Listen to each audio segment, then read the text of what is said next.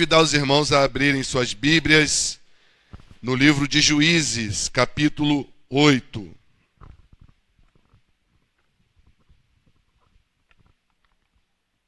Juízes, capítulo 8. Pode colocar para a gente a mídia aí, Mateus? Juízes, capítulo 8, do versículo 1 ao 21.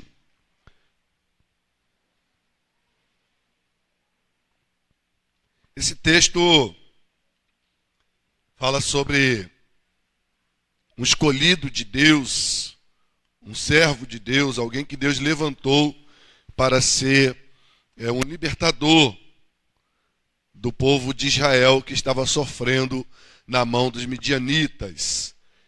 Gideão já passou por algumas fases desse chamado e agora ele está indo no capítulo 8 de encontro aos remanescentes, alguns que fugiram ali do cerco, e Gideão vai de encontro e precisa agora enfrentar. Gideão enfrenta os interesses dos homens de Efraim, o desprezo de Sucote e o orgulho de Peniel. O interesse de Efraim, o desprezo de Sucote e o orgulho de Peniel, ou Penuel, dependendo aí da sua versão bíblica. Eu quero estar dissertando aí nesse texto com os irmãos e quero chamar a atenção dos irmãos para a realidade bíblica no que diz respeito ao que a Bíblia tem para nos despertar com relação à vontade de Deus. A palavra de Deus, ela nos chega com a história de um povo, com a história do povo de Deus.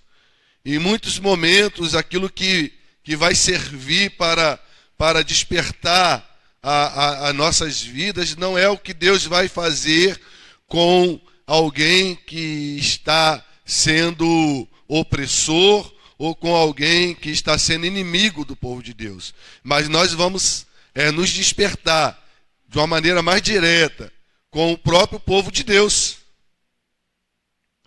Quando eu falo que Gideão enfrenta os interesses dos homens de Efraim, o desprezo de Sucote e o orgulho de Peniel, Efraim, Sucote e Peniel é o povo de Deus, o povo de Israel. O povo de Sucote Sucote é povoado pela tribo de Gate. Consequentemente, Peniel, que fica a 6 quilômetros de Sucote. Sucote e Peniel, só para os irmãos se situarem, quando Jacó vem se encontrar com seu irmão Esaú, ele desce pelo Val de Jaboque. E ali ele tem um encontro com Deus. Os irmãos começaram a se situar, né? Ali no Val de Jaboque, Jacó tem um encontro com Deus. E nesse encontro com Deus que Jacó tem no Val de Jaboque, ele chama esse lugar de Peniel. Vi Deus face a face. Logo após Jacó se encontrar com seu irmão Esaú, eles se despedem e Jacó então sobe para Sucote. Em Gênesis 33, versículo 17, vai dizer que Jacó habitou nessa região, fez casa e estabeleceu os seus animais e chamou aquele lugar de Sucote.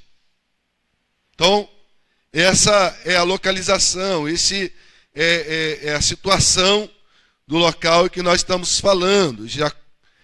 Gideão vem de perseguir os amalequitas que estão oprimindo o povo de Israel, passa ali pela região onde está o povo de Efraim, passa por Sucote, passa por Peniel e vai de encontro aos amalequitas. Acompanhe comigo a leitura a partir do versículo 1 de Juízes 8. Eu vou ler por parte, vou ler do versículo 1 ao 3, depois nós vamos assim fazendo a leitura. Diz assim: depois disso, os homens de Efraim perguntaram a Gideão: por que não nos chamastes quando foste guerrear contra os midianitas? E o repreenderam duramente. Mas ele lhes respondeu: o que fiz em comparação com o que fizestes? O resto das uvas de Efraim não é melhor do que toda a colheita de Abiezer? Deus entregou os líderes dos midianitas, Oreb e Zebe, nas vossas mãos. O que pude fazer não se compara com o que fizestes. Depois dessas palavras, a ira deles contra Gideão abrandou-se. Abaixa a sua cabeça mais uma vez. Vamos estar orando. Deus, a palavra do Senhor foi lida. E nesse momento, ó Deus, eu sou totalmente dependente da misericórdia do Senhor, para que as verdades bíblicas alcancem ao coração dos meus irmãos nesta noite, em nome de Jesus. Amém. O texto fala de um povo. O povo de Efraim está confrontando Gideão. O povo de Efraim está questionando Gideão. O povo de Efraim está se queixando com Gideão por conta de eles não terem participado da peleja contra os amalequitas. O que nós vamos ver a partir do capítulo 6 de Juízes, quando Deus chama Gideão e Deus estabelece ali um compromisso de livrar os israelitas da mão dos amalequitas. Deus pede que Gideão junte um grupo de pessoas para pelejar contra os amalequitas. Quando Gideão então faz a primeira chamada, ele consegue juntar 32 mil homens entre os israelitas.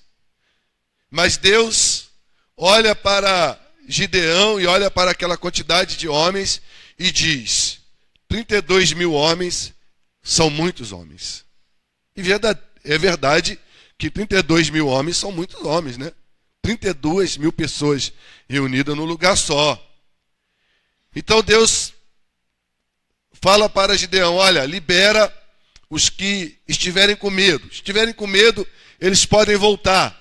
Não precisa participar da batalha. E naquele dia, retornaram para suas casas 22 mil homens, sobrando apenas 10 mil homens. E Deus fala para Gideão: Gideão, 10 mil homens ainda é muito. E é verdade que 10 mil homens é um grupo significativo, é um número significativo de pessoas. Por isso, Deus manda que eles desçam até o rio e que fiquem somente os homens que, na hora de beber água, eles trouxerem água às suas bocas com as mãos e não se abaixarem. Aqueles que se abaixarem para lamber a água no rio, eles são dispensados.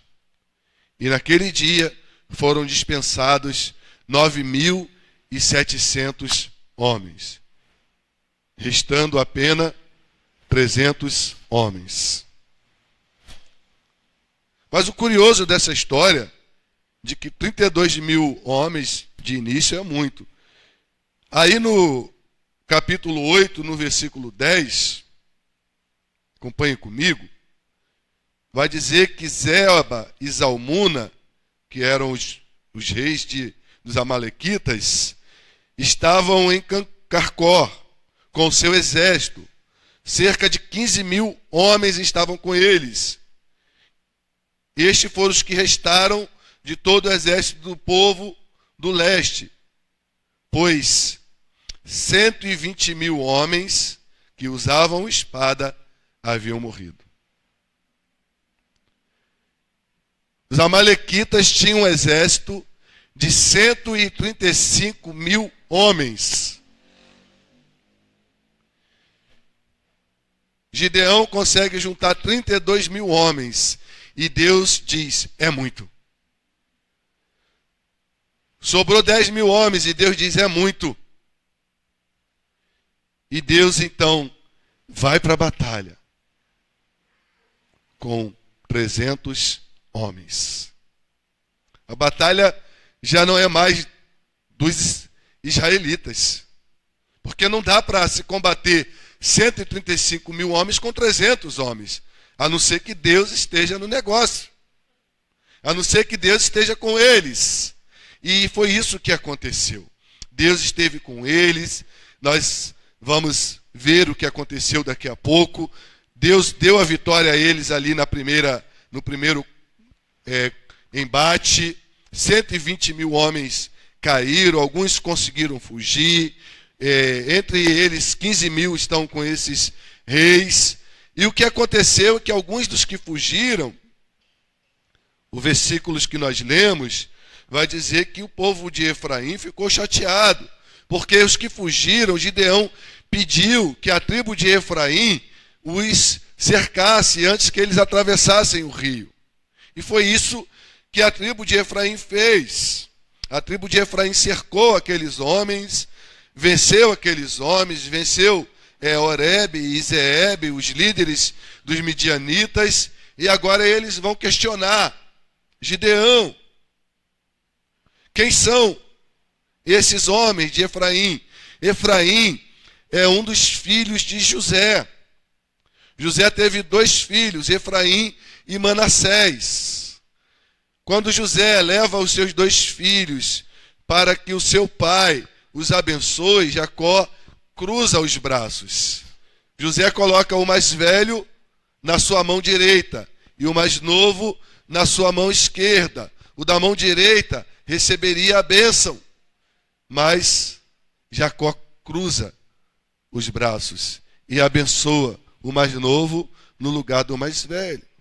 Por isso que Efraim agora está questionando Gideão por ele ter se tornado um povo forte, um povo guerreiro, um povo de batalha, e não em nenhuma batalha do povo de Israel o povo de Efraim ficou de fora. Eles eram a mola mestre da batalha. Homens de guerra, homens de batalha, homens que viviam nas montanhas. E agora eles vêm até Gideão se queixar por conta de eles terem ficado de fora. Por que esses homens questionam Gideão? Durante um período de luta, de batalha, os que participavam da batalha tinham direito às terras e ao despojo. Por isso, esses homens estão perguntando, por que nós ficamos de fora? Por que nós vamos ficar de fora daquilo que nós poderíamos ter ganhado? Foi maldade? Foi malícia? Foi má vontade da sua parte, Gideão? Se você acompanhar a partir do capítulo 6, você vai ver de que Deus tem um encontro com Gideão. Deus chama Gideão. É Deus que forma o grupo que vai com Gideão. Gideão em nenhum momento teve gerência sobre as pessoas que o acompanharam. Foi Deus que fez com que 22.000 homens voltassem. Foi Deus que fez com que 9.700 homens voltassem. E foi Deus que fez que ficasse apenas 300 homens com Gideão. Gideão não tem gerência sobre esse assunto, mas ele precisa agora administrar a queixa, a tristeza ou esse mau humor dos midianitas. E ele agora precisa agir com temperança. Ele precisa agir com cuidado. O texto, a partir do versículo 2, vai dizer: mas ele lhes respondeu: o que fiz? Gideão responde para eles: o que eu fiz em comparação com o que vocês fizeram? Olha a direção de Deus na vida de Gideão. Se não fosse o Espírito Santo de Deus, talvez Gideão pudesse perder a cabeça com eles. Olha, eu não tenho nada com isso, vai questionar Deus. Eu não tenho nada com isso, eu estou apenas atendendo uma ordem de Deus. Mas Gideão, ele controla o seu temperamento. Eu fiquei pensando a respeito de ser um homem temperante, e eu lembrei das bem-aventuranças, quando Jesus ensina aos seus discípulos que bem-aventurados são os mansos de coração. E ser manso de coração não é alguém que age como um bobo, alguém que não tem coragem, alguém que não tem firmeza para enfrentar as coisas. Mas ser manso de coração é ser alguém que age com equilíbrio. É isso que está acontecendo aqui na vida de Gideão. O que eu fiz em comparação ao que vocês fizeram? Aí Gideão vai falar assim: o resto das uvas de Efraim não é melhor do que toda a colheita de Abiezer? Uma pergunta estranha, mas trocando em outras palavras, Gideão está dizendo: o menor da casa de Efraim, o mais humilde, o mais simples, o mais fraco da casa de Efraim, não é mais forte do que os da família de Gideão? Do que qualquer um da minha casa? Vocês são os melhores. Vocês são os mais fortes. Vocês são os experimentados em guerra. Eu sei disso. E aí ele vai continuar no versículo 3. Deus entregou os líderes dos midianitas, Oreb e Zebe, foi na mão de vocês. O que eu pude fazer não se compara com o que vocês fizeram. Foram vocês que pegaram os líderes. Foram vocês que pegaram os príncipes. Foram vocês. Vocês são os melhores. Depois dessas palavras, a ira deles contra Gideão abrandou-se. Gideão faz um elogio dizendo da importância de Efraim na batalha. Gideão se mostra um homem temperante e controlado pelo Espírito Santo. Gideão nos mostra como ter uma vida temperante. Ser manso de coração. Compreender. Gideão nos ensina a compreender de que uma pessoa temperante é uma pessoa abençoada por Deus. Ele não precisou contender com aqueles homens que os ajudaram. Ele demonstra gratidão, ele demonstra alegria, ele demonstra satisfação, porque a tribo de Efraim atendeu o seu pedido, foi de encontro àqueles amalequitas que estavam fugindo, e se eles atravessassem o rio, ficaria mais difícil perseguir. Ele demonstra alegria. Ele demonstra aquilo que Provérbio vai nos ensinar. A resposta branda desvia o furor. Ele é temperante nas suas respostas. As palavras de Gideão mostraram-se tão vitoriosas quanto a sua espada.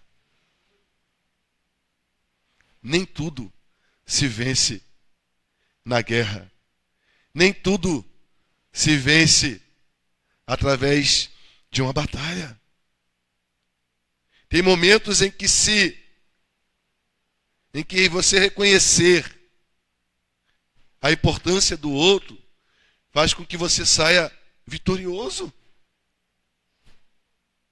Porque a resposta branda, ela desvia o furor. Não só Gideão precisa administrar, nesse capítulo 8, essa queixa de Efraim, mas Gideão também precisa administrar a desconfiança de Sucote e de Peniel. A partir do versículo 4, Gideão vai enfrentar agora dois grupos. Acompanhe comigo. Nós vamos ler uma porção um pouco maior, até o versículo 17, que diz assim: Gideão e os 300 homens alcançaram o Jordão e o atravessaram. Estavam exaustos, mas mesmo assim continuaram a perseguição. Gideão disse aos homens de Sucote: peço-vos que deis pão à tropa que me segue, pois está exausta, e eu continuo perseguindo Zeba e Zalmuna, reis dos Midianitas. Mas os líderes de Sucote responderam: já estão em teu poder as mãos de Zeba e Zalmuna para que demos pão ao teu exército? Gideão respondeu-lhes: pois quando o Senhor entregar Zeba e Zalmuna nas minhas mãos, rasgarei a vossa carne com os espinhos e espinheiros do deserto. Dali subiu a Peniel e fez o mesmo pedido aos homens do lugar. E estes lhes responderam como os homens de Sucote. Por isso também aos homens de Peniel ele disse: quando eu voltar com a vitória, derrubarei esta torre. Zeba e Zalmuna estavam em Carcó com o seu exército, cerca de 15.000 homens. Estes foram os que restaram de todo o exército do povo do leste, pois 120.000 homens que usavam espada haviam morrido. Gideão subiu pelo caminho dos nômades a leste de Nobá e Jogbeá e atacou o exército de surpresa.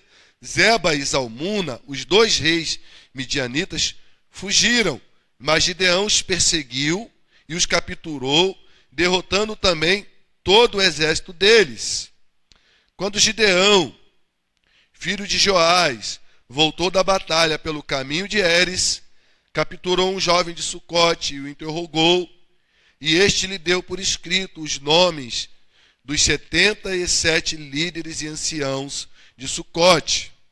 Depois Gideão foi aos homens de Sucote e disse: aqui estão Zeba e Zalmuna. Por causa deles, riste de mim, dizendo: acaso já estão em teu poder as mãos de Zeba e Zalmuna, para que demos pão aos teus homens exaustos? E então ele prendeu os anciãos da cidade e os castigou com espinhos e espinheiros do deserto. Também derrubou a torre de Peniel e matou os homens da cidade.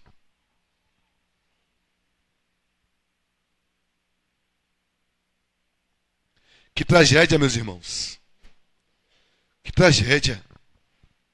Ele teve que enfrentar com coragem, com firmeza, esses homens que não só recusaram ajuda, mas que também zombaram. Gideão e seus 300 homens estavam cansados, depois de ter enfrentado, passado pelo sufoco, mas confiando em Deus, os 135.000 homens que estavam acampados para guerrear contra eles.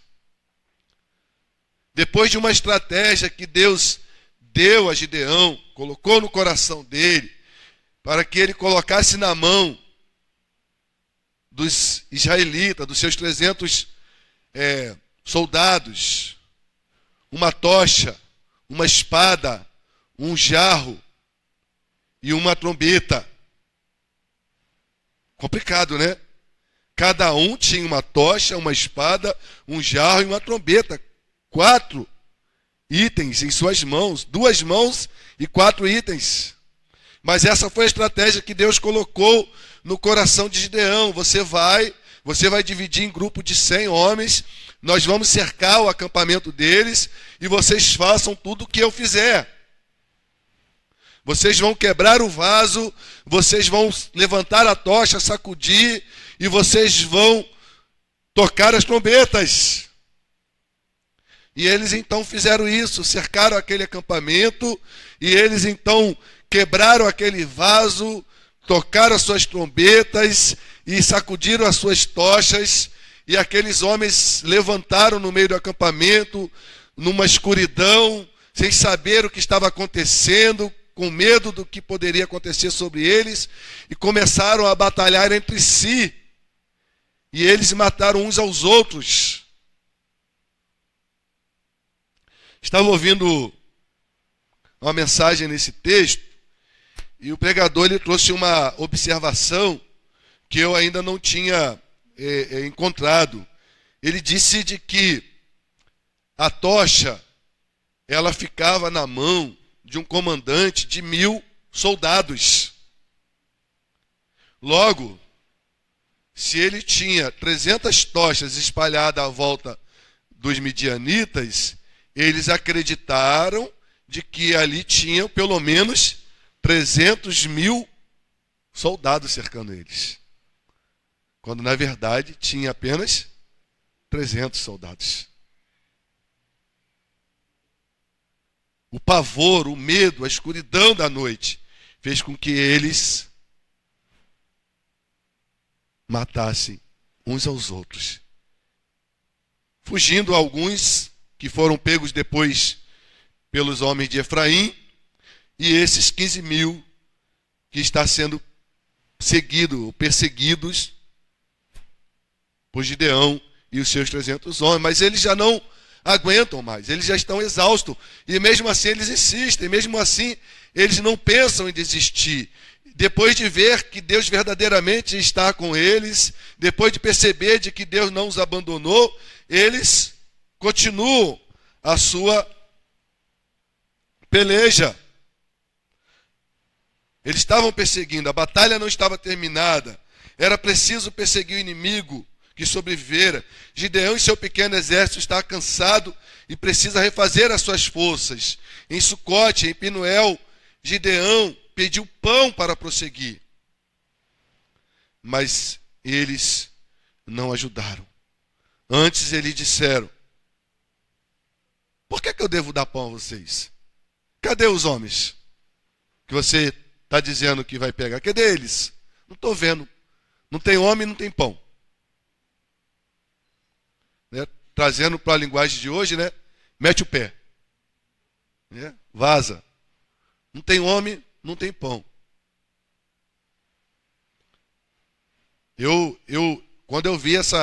Quando eu estava lendo esse texto, eu falei: meu Deus, que é isso? Que firmeza é essa? Ele falou: tá bom, espera aí. Olha o que ele disse no versículo 7. Quando o Senhor entregar eles nas minhas mãos, rasgarei a vossa carne com os espinhos e espinheiros do deserto. Um grupo de homens, hoje nós diríamos um grupo de vacilão, vão sofrer as consequências por causa do seu vacilo. Vão sofrer as consequências. Os líderes de Sucote agiram com desprezo. Os líderes de Penuel, o texto vai dizer de que eles disseram o mesmo para Gideão. Eles agiram com orgulho, porque Gideão vai dizer para eles: tá bom, quando eu voltar, eu vou derrubar a torre. O orgulho deles é que eles estavam confiando de que eles tinham muro e torre de vigia. Eles se sentiam os super protegidos. Por isso eles se achavam no direito de fazer o que quisesse. Não viram a necessidade de atender a um homem que foi separado por Deus. Se você for pegar a história do início, lá no capítulo 6, vocês vão ver de que o povo de Israel estava sendo massacrado, o povo de Israel estava sendo humilhado havia 7 anos pelos amalequitas. Há 7 anos, os amalequitas estavam humilhando o povo de Israel. O que eles queriam, eles entravam e pegavam. Se eles plantassem uma vinha, eles iam lá e tomavam a vinha e ainda destruíam aquela vinha. Se eles fossem colher trigo, eles tomavam aquele trigo e zombavam da cara dos israelitas. 7 anos fazendo eles passar essa vergonha. E o povo então clama ao Senhor. E o Senhor então vê Gideão lá dentro de um buraco, escondidinho, malhando trigo.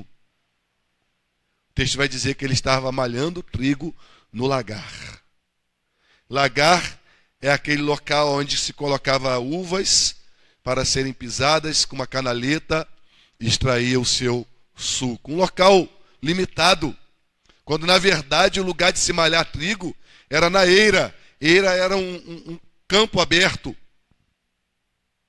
aonde espalhava o trigo para secar, e ali eles passavam uma espécie de uma carroça sem roda e vinha esmagando aquele trigo e botava aquele trigo na peneira e jogava para o alto. Por eles estarem no lugar aberto, o vento se encarregava de levar a palha, ficando só o trigo para o uso. Mas por que Gideão não estava malhando trigo na eira? Por conta dos homens, dos amalequitas, que podiam vir e tomar. Tudo que eles preparassem, eles tomavam. E ele escondidinho ali, no lugar que não tem vento, no lugar que não é adequado. Eu fico imaginando aquilo que era para ser feito por animais, no local amplo, ele está fazendo no local limitado, manualmente, feixe a feixe, batendo, socando aquilo, tendo que assoprar ali dentro daquele buraco fechado, para poder extrair ali o pouco de trigo para alimentar os seus. Deus vê aquele homem no buraco. Deus vê o que ninguém via. Deus viu aquele homem defendendo o seu interesse e o interesse dos seus. Deus viu aquele homem lutador, batalhador. Nem Gideão se vê assim. Se você for acompanhar a leitura, você vai ver que Gideão vai falar: Senhor, eu sou o menor da casa do meu pai, quem sou eu? Esse é Gideão, o menor da casa do seu pai. Agora é o líder de 300 homens. Não vou nem falar que é o líder do exército de Israel, porque vai parecer algo grandioso, né? E não é. Ele está liderando um grupo de 300 homens. Exército mesmo era dos amalequitas, 135 mil homens. Poucos homens sobraram, mas os poucos homens que sobraram eram 15 mil homens.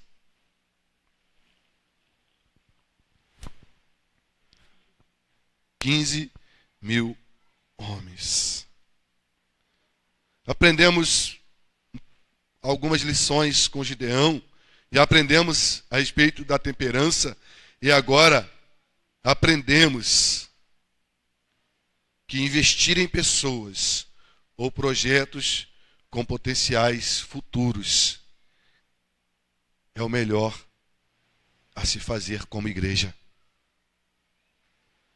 Eu e você não conseguiríamos olhar para um homem como Gideão e ver futuro nele.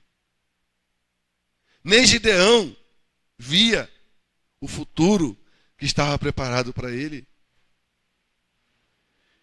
Quando eu olho para esse texto e eu vejo esses homens desprezando o Gideão, é porque é assim que esses homens pensam. Quem é você? Quem é a sua família no meio do nosso povo? Aliás, você é isso mesmo que você disse. Você é ninguém dentro da sua casa. Você é o menor, quem é você? Por que você está me pedindo ajuda?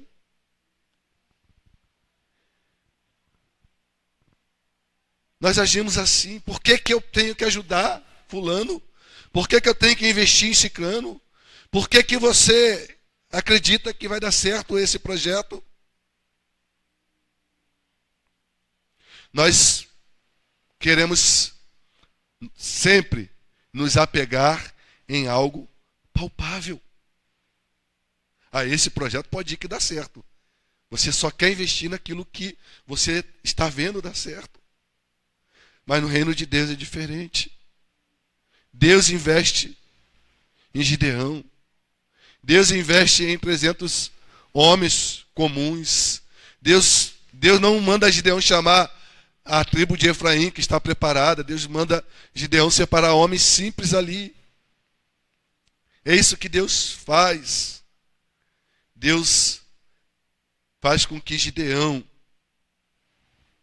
haja através da fé. Deus injeta fé no coração de Gideão. Mesmo assim, Gideão, ele balança, né? Quando Deus manda Gideão ir, Gideão fala: Senhor, eu devo ir mesmo? Tá bom, eu vou botar a lã aqui, se essa lã ficar molhada e a terra ficar seca, eu vou entender que é para eu ir. A lã fica molhada e a terra fica seca. Não, Senhor, eu ainda estou com dúvida. Eu vou fazer outro teste aqui. Se a terra ficar molhada e a lã ficar seca, aí sim eu tenho que ir. Desde o início, quando Deus chama Gideão, Gideão fala: Senhor, o Senhor é o Senhor mesmo? Ele fica na dúvida, porque, de certa forma, eu quero concordar com Gideão nesse primeiro ponto, porque Moisés não viu Deus. E se Moisés visse Deus, ele morreria. E agora Gideão fala: bom, se eu vi Deus, eu vou morrer. Senhor, o Senhor é o Senhor mesmo, porque se é o Senhor, eu estou perdido.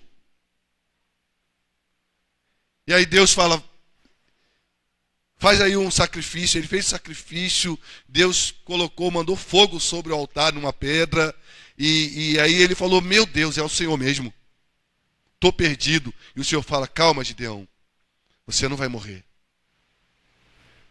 Você não vai morrer. Eu sou contigo, Gideão.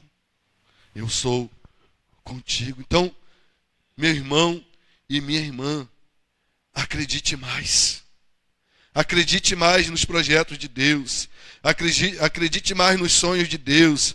Acredite mais no seu potencial nas mãos de Deus.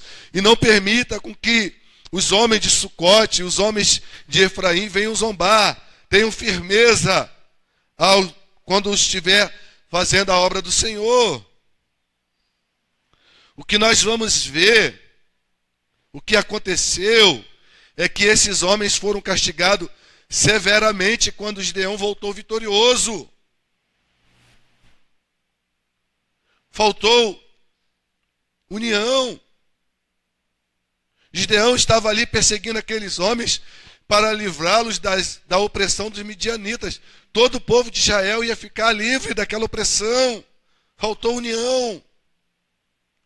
O povo de Deus precisa caminhar unido, precisa caminhar junto, ajudando-se mutuamente nas batalhas da vida, principalmente quando estão em posição de liderança. Aos que estão enfrentando batalha. Porque a vitória de Gideão seria a vitória do povo. Nós estamos vivendo tempos difíceis, meus irmãos. Tem muita gente torcendo para que as coisas dêem errado. esquecendo de que se der errado, quem vai sofrer é ele mesmo. Tomara que esse projeto não dê errado, tomara que esse governo não dê errado, tomara que isso dê errado, ao contrário, né? Estou falando não dê errado, né? Tomara que isso ou aquilo dê errado, torcendo para que dê errado, querendo conquistar, querendo ter conquista na derrota dos outros. Isso pode ser compreensivo quando se trata de oposição, de inimigos. Mas isso não pode ser compreensivo quando se trata do próprio povo. O povo de Deus. O povo que habitava a região de Sucote era da tribo, era o povo de Israel. Lá em Josué nós vamos ver que quando Josué deu Sucote para Gade, a família de Gade, ele falou que deu Sucote e as terras vizinhas.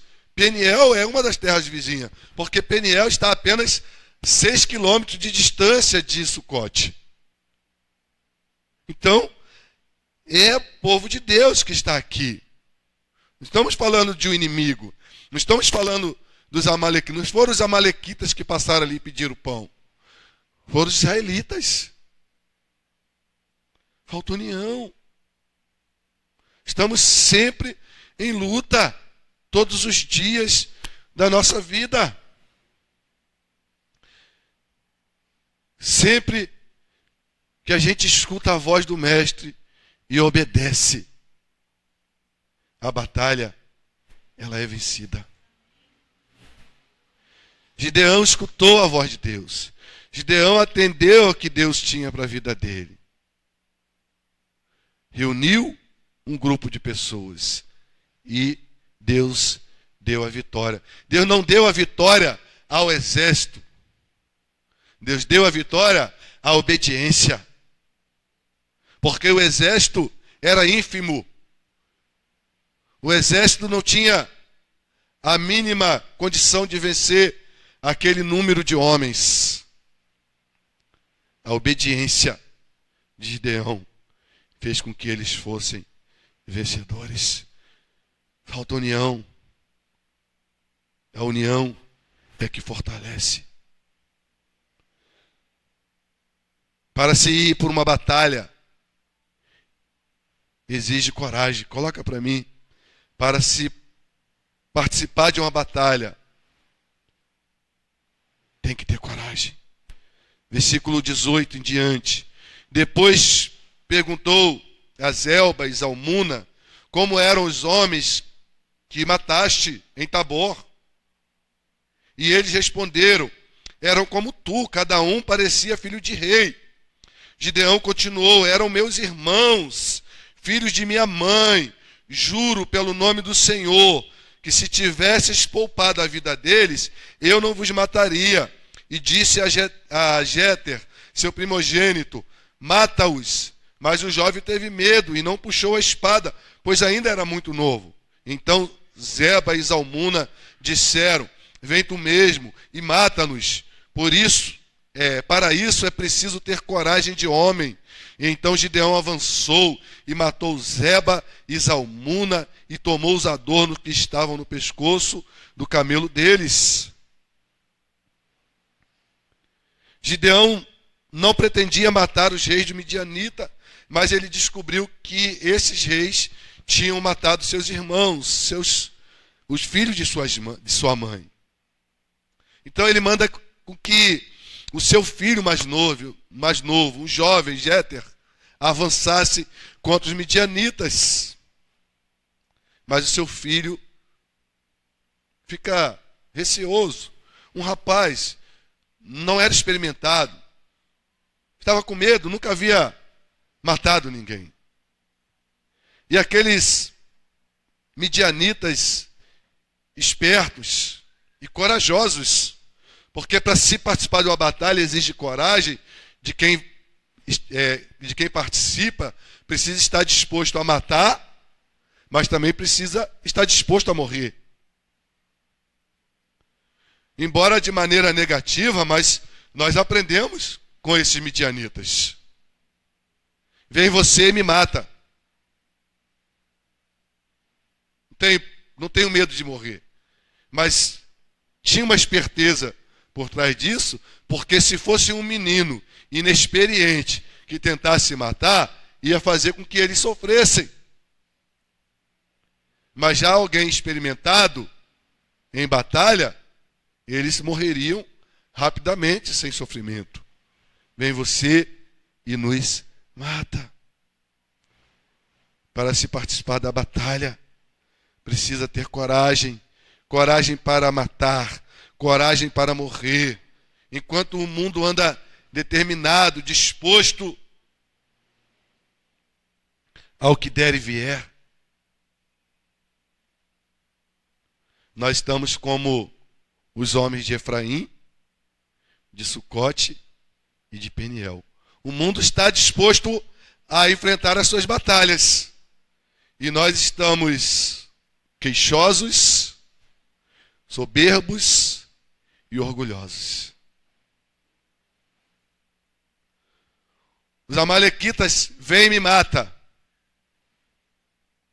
O povo de Sucote, não vou te ajudar. O povo de Peniel, também não vou te ajudar, eu tenho uma torre.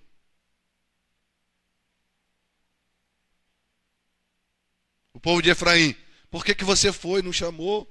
Eu podia até ganhar umas terrinhas dos amalequitas, né? Quem sabe sobrasse um ouro para mim. Estamos como esses homens. Por isso nós aprendemos com Gideão. Coloca para a gente algumas lições que nós aprendemos com Gideão. Aprendemos com Gideão a agir com temperança. A agir com temperança com os que estão enganados, pensando que tudo é por interesse. Foi assim que Gideão agiu diante de Efraim.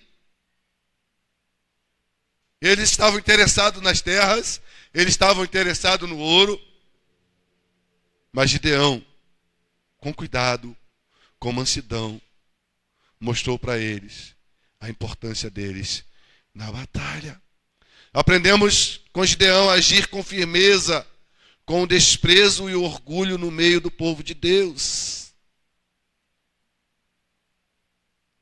O povo de Sucote, o povo de Peniel, desprezou o orgulho de ter uma torre forte, não permitiu com que ele se unisse, com que eles pelo menos ajudassem. Aprendemos com Gideão a agir com coragem, sabendo quem de fato é nosso inimigo. Com relação aos amalequitas, ele não teve dúvida de que eles eram os inimigos que precisavam ser derrotados. Eles eram os inimigos que precisavam ser combatidos. O que aconteceu aqui para que Gideão agisse com firmeza foi apenas consequência dos erros daqueles homens.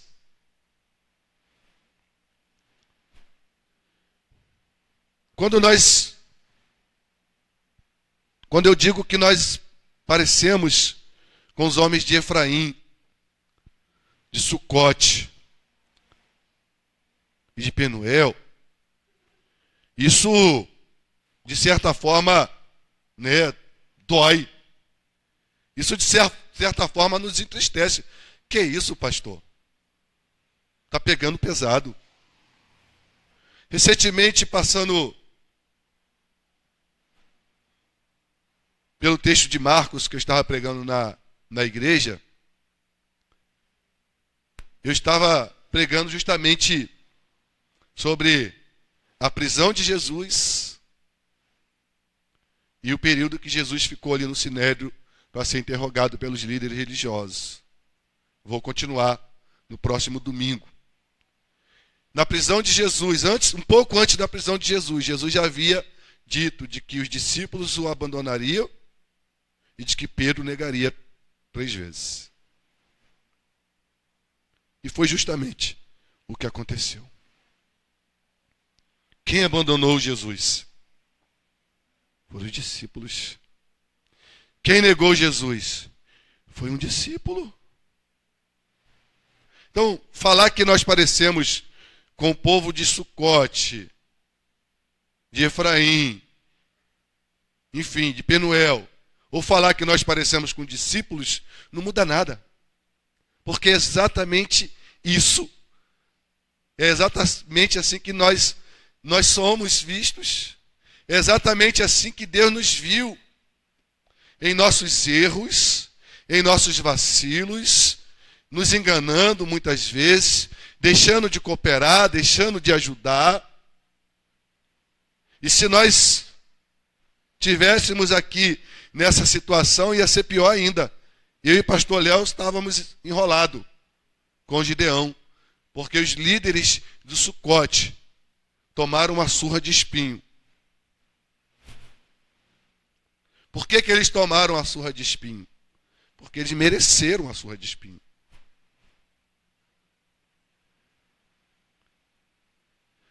Em muitos momentos, é o que nós merecemos.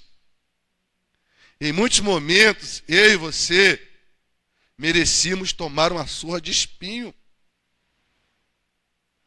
Mas quando eu olhei esse texto, que eu vi esses homens tomando uma surra de espinho porque mereceram, quando eu vi que eu poderia também, a semelhança deles, levar tal castigo, eu lembrei de que esse castigo que eu e você merecíamos, ele foi dado. Esse castigo que eu e você merecíamos foi dado. Jesus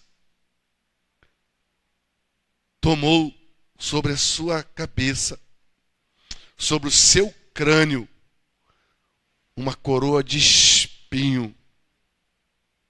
Aquela coroa de espinho era para ter sido cravada na minha e na sua cabeça, pelo meu e pelo seu erro.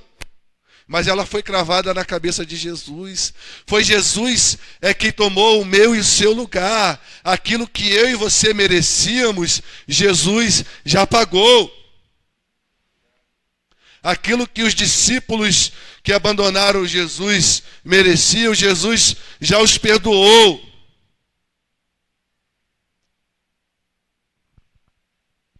Por isso que eu e você, hoje nós somos livres. Nós somos livres para adorar, nós somos livres para seguir esse mestre que tomou sobre si as nossas dores. O castigo que nos traz a paz estava sobre ele.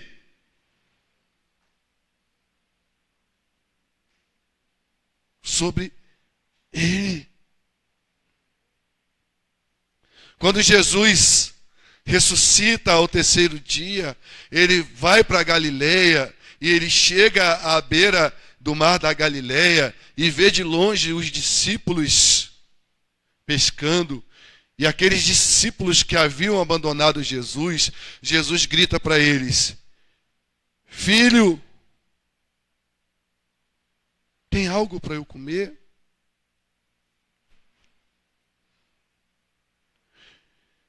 Filho. Pedro reconhece Jesus e desce do barco e vai correndo ao seu encontro, e eles trazem peixe, e eles fazem uma alimentação à beira do mar da Galileia, e ali naquele momento de refeição, Jesus ainda tem que se consertar com Pedro, tem que trazer perdão para Pedro, porque além deles terem o abandonado, Pedro foi além, negou Jesus, e Jesus fala: Pedro, tu me amas? Eu te amo, Jesus. Tu me amas? Eu te amo, Jesus. Tu me amas? Eu te amo. Tu sabes que eu te amo, Jesus. Jesus tem nos dado a oportunidade de nos consertarmos. Nesta noite não é diferente. Nós nos vemos à semelhança desses homens, com os nossos erros, Muitos aqui já entenderam, já receberam, como prova do amor de Deus, os feitos de Jesus. A palavra de Deus diz que aquele que crê, todo aquele que crê será salvo. A salvação vem através de uma fé, de crer, de confiar, de que Deus tem um plano, que Deus preparou um plano de resgate para mim e para a sua vida, através do seu grande amor. E o seu amor foi ter enviado o seu Filho para morrer no meu e no seu lugar. Mas você precisa crer que isso é verdade para a sua vida. Nesta noite, Jesus está perguntando: filho, filha, tu me amas? Jesus está lhe dando a oportunidade de, nesta noite, ser reconhecido como filho, como filha. Não se preocupe com os seus erros, porque Ele já pagou na cruz do Calvário pelos seus erros. Você precisa apenas reconhecer: Jesus, eu te amo. Jesus, eu te amo e não posso viver sem o Senhor. Jesus, obrigado por ter levado sobre si as minhas dores. Jesus, obrigado porque a surra de espinho que eu merecia, o Senhor tomou o meu lugar.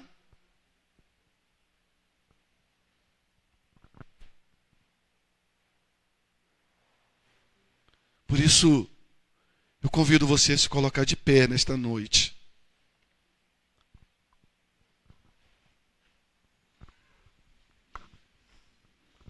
Eu quero estar orando com você. Você que entende de que você precisava entender a grandeza do perdão de Deus. E nesta noite você entendeu de que você é vacilão sim, de que você é errado sim, mas que você pode colocar todas as suas cargas, todos os seus pesos, toda essa dificuldade de entender o perdão de Deus aos pés da cruz. Porque Jesus já tomou sobre ele o preço do seu erro, do seu vacilo, do seu pecado. E nesta noite Ele quer te perdoar. Nesta noite Ele quer liberar perdão para a sua vida.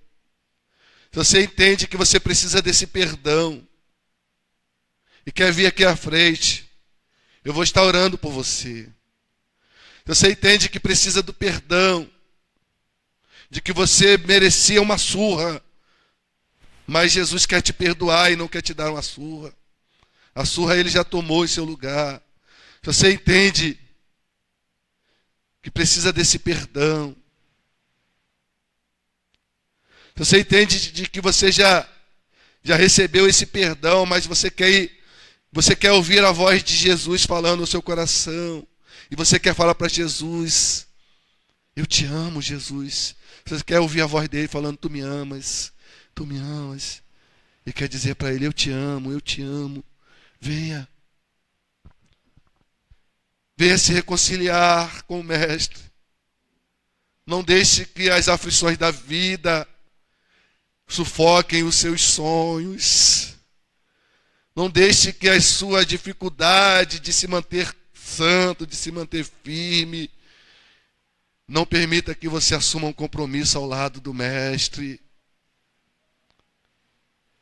Confie de que a partir de hoje você vai continuar firme.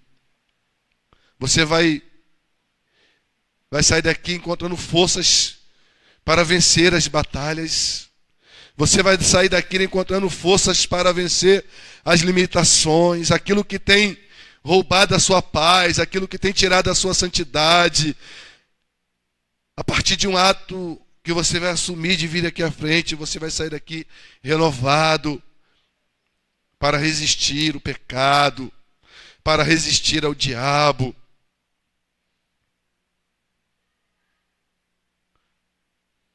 Vamos orar. Meu Deus, nesta noite, diante desta palavra, em que o Senhor enviou um resgatador para Israel, Gideão, com essa responsabilidade, com esse compromisso de cumprir a palavra do Senhor, encontrou resistência, encontrou no meio do seu povo homens que zombaram dele. Mas o Senhor deu temperança, deu firmeza e deu coragem para Gideão. Meu Deus, que nesta noite possamos sair daqui confiando de que aquele que nos chamou para a boa obra há de nos aperfeiçoar até o dia final, com temperança, com firmeza e com coragem.